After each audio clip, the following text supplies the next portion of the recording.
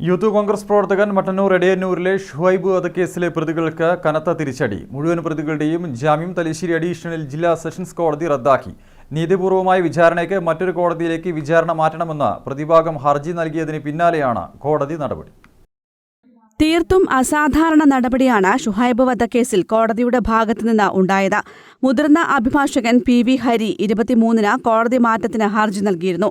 വിചാരണ നടപടിയിലെ പിഴവും ജഡ്ജിയുടെ സമീപനവും സൂചിപ്പിച്ചായിരുന്നു ഹർജി. മൂന്നാം കോടതിയിൽ നിന്ന് തലശ്ശേരിയിലെ മറ്റേതെങ്കിലും കോടതിയിലേക്ക് വിചാരണ മാറ്റുന്നതാണ് ഉചിതമെന്നും ഹർജിയിൽ ആവശ്യപ്പെട്ടിരുന്നു. ഈ മാസം 18-നാണ് അഡീഷണൽ ജില്ലാ സെഷൻസ് 3-ാം കോടതിയിൽ ഷുഹൈബ് വധക്കേസ് വിചാരണ ആരംഭിച്ചത്. ഒന്നാം പ്രതി ആകാശ് തിലങ്കേരി അടക്കം പ്രതികൾ ജാമ്യത്തിൽ കഴിയുകയായിരുന്നു. കോടതി ഉത്തരവിന് പിന്നാലെ പ്രതികളെ റിമാൻഡ് ചെയ്തു. 2018 ഫെബ്രുവരി 12-ന് രാത്രിയാണ് ഷുഹൈബ് കൊല്ലപ്പെട്ടത്.